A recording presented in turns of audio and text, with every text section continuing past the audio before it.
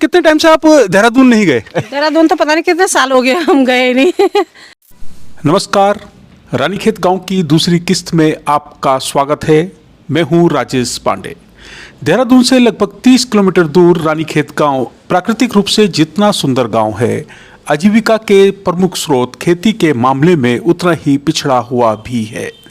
पथरीली जमीन में खास कुछ नहीं उग पाता, ऊपर से गांव में बारिश भी फसल के मुताबिक नहीं हो पा रही है, या यह कहें कि जलवायु परिवर्तन की मार इस गांव पर भी पड़ रही है, क्योंकि यहाँ 4-5 साल से बारिश समय पर नहीं हो रही है। जब खेती नहीं है तो खेती के विकल्प के रूप में क्या किया जाए, आजीविका को किस तरह से आगे बढ़ाया जाए, आजीविका के साधन क्या जुटाए जाए, तो इस पर हमारी टीम ने ग्रामीणों से बात की। यहाँ हमने बात की प्रेम सिंह जी से और कुसुम देवी जी से, जो बताते हैं कि वो बकरी पालन कर रहे हैं और पशु पाल रहे हैं, गाय भैंस पाल रहे हैं, पर वो तो किसी तरह से अपना टाइम पास कर रहे हैं, पर बच्चे पशुपालन के लिए राजी नहीं है। तो इस गांव के लोगों की आजीविका का स्रोत किस तरह से विकसित किया जाए, इस पर हम इस किस्त में बात कर रहे हैं।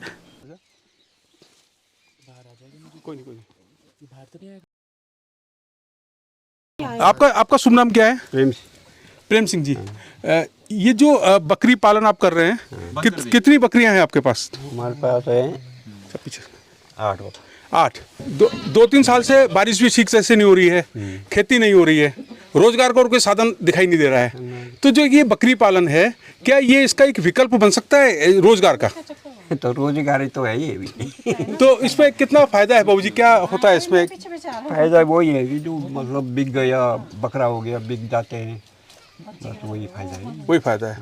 तो आप कितने साल से कर रहे हो बकरी पालन? बकरी पालन तो मैं 5-6 साल हुई। 5-6 साल हो गए।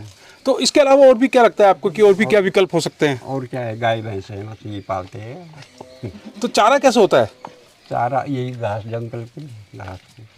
बकरी पालन से? और बकरी के लिए तो जंगल में चुन के आ जाती है, लेकिन गाय भैंस के लिए तो ये काटना पड़ता है, पेड़ से नीचे से भी लाते हैं, बरसात में हरा घास हो जाता है। और खेती का तो हाल आप बता ही रहे हैं। खेती का बस ऐसा है, वो उजाड़ भी हो गया भाई, जानवर भी हो गए। जानवर हो गए। हाँ। आपका नाम क्या है बहन जी? कुसुम देवी। कुसुम जी, ये बताइए कि खेती कितने साल से सही नहीं हो रही है? 5-6 साल हो गए होंगे, आज ज़्यादा हो गए होंगे। तो आप क्या कारण मानते हैं कि खेती बिगड़ रही है? खेती बस बारिश नहीं हो रही, तो खेती तो बिगड़नी है। बारिश नहीं हो रही है। अच्छा, जो बारिश नहीं होने का जो कारण है, अगर हम सामान्य शब्दों में समझें, जो प्रदूषण फैल रहा है, और कहते हैं कि जलवायु परिवर्तन होना, सुना होगा आपने, जैसे कि शहरों में प्रदूषण फैलना, हम लोग जो है अपनी ज़मीन से ज़रूरत से ज़्यादा लेने की कोशिश करते हैं। तो क्या आपको लगता है कि जो गलतियां शहरों में हो रही हैं, उसका फ़र्क आपकी खेती पर, आपके जीवन पर पड़ रहा है? पड़ रहा होगा, मतलब अब यहाँ तो बारिश नहीं है, बारिश के चक्कर में फिर भी हम अपने हिसाब से कर ही रहे, पर नहीं हो रहा, जानवर भी हो गए। यानी खेती में ऐसा ही, अब ये बरसात की खेती है, उसमें कहीं सूअर, कहीं कुछ भी, सब जानवर बहुत हो गए। तो इसका विकल्प क्या देखते हैं आप? ये बकरी पालन एक अच्छा विकल्प है इसका बहन जी? बकरी पालन तो ठीक ही है, पर अब हम टाइम पास कर रहे हैं, हम तो कर ही रहे हैं, अपना दिन दखल वो हो रहा है, पर अब आजकल के बच्चे कोई नहीं करने को राजी हैं, बिल्कुल नहीं। अपना गाय भैंस पाल रहे, उसमें दूध दे रहे यहीं पे, उसका हमारा खाना खुना खर्चा निकल रहा बस। आपसे जानना चाहूँगा कि आप ये बताइए कि क्या विकल्प हो सकते हैं, क्योंकि खेती तो यहाँ पर ख़राब दिख रही है, वर्षा आधारित खेती है, तो क्या क्या विकल्प होने चाहिए, क्या क्या होना चाहिए हमें, जो रोज़गार हमारा बढ़ जाए और एक प्रोग्रेसिव लाइफ हम लोग जी सके? जितने भी पर्वतीय क्षेत्रों में हम लोग जाते हैं, जैसे कि आज ये सनगांव के ये रानीखेत खूबसूरत ये गांव है, इस हिस्से में हम लोग पहुंचे हैं, और यहाँ हमने देखा कि पथरीली ज़मीन है और पहले फसल हुआ भी करती थी, मगर 4-5 साल से बरसात नहीं हो रही है। इस साल ही आप देखिए कि पूरा जनवरी निकल गया, फरवरी में अब एक दो दिन अब थोड़ी बहुत बारिश हुई है, तो फसल तो बिल्कुल बुरी तरीके से ख़त्म हो चुकी है।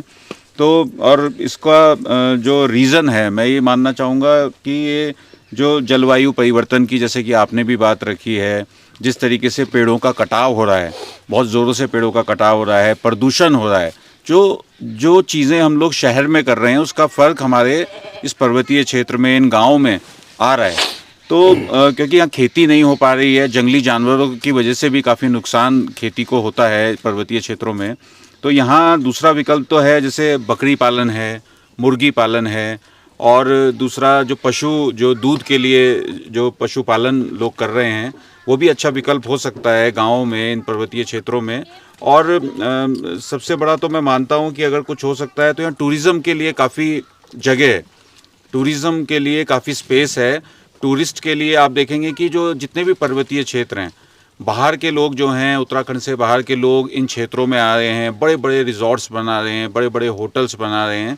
तो अगर वो इतने बड़े स्पॉट्स बना रहे हैं अपने, तो जो क्षेत्र के लोग हैं, जो गांव के लोग हैं, हर परिवार से कम एक व्यक्ति को नौकरी, जॉब मिलनी चाहिए उन रिजॉर्ट्स में, उन होटल्स में, उन यूनिवर्सिटीज़ में।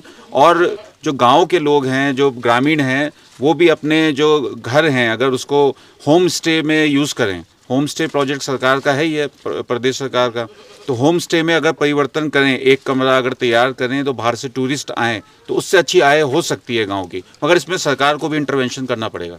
बात सही है। और अच्छा बहन जी, कुछ योजनाएं पता है आपको कि सरकार क्या क्या योजनाएं लेकर आती है गांव के लिए? पता नहीं, हमें तो कोई पता नहीं है इस बात का भाई। जैसे मुर्गी पालन, मुर्गी पालन तो हमने करा भी था, पर अब बकरी पालन भी है, बढ़िया चल रहा है वैसे। मुर्गी में भी, बकरी में भी ठीक ही है। क्योंकि जब खेती नहीं है तो ये उपाय करने पड़ेंगे। करना पड़ेगा तो और क्या करना, यही करना पड़ेगा हमें। बकरी पालनी पड़ेगी, मुर्गी का बस, भैंस भी हमें। आप तो इतनी मेहनत करते हैं सुबह से शाम तक, मुझे लगता है कि इन्हीं जानवरों के साथ ही मेहनत करते हैं। बस हमारा तो काम यही है बस। कहीं जाना आना भी नहीं है। शहर जाते हैं आप? डोईवाला, अब कहाँ जाना, हमने किस में जाना, टाइम ही नहीं लगता। शादी में भी नहीं जा रहे। कितने टाइम से आप देहरादून नहीं गए? देहरादून तो पता नहीं कितने साल हो गए हम गए नहीं। थानों तक जाते होंगे? थाना तो जाओ, कभी कभी कोई गुजर जाता है, वहाँ भी जाना पड़ेगा। ऐसी जगह तो जाना पड़ेगा। आपसे मिलकर बहुत अच्छा लगा, क्योंकि बहन जी आप बहुत मेहनत कर रहे हैं, आपको सैल्यूट है। करना तो पड़ेगा ही भाई, हमें मेहनत खाएगा कैसे भी। अच्छा, ये जो घास उगाई है, ये जो हाथी घास है ना, तो इसका फायदा है?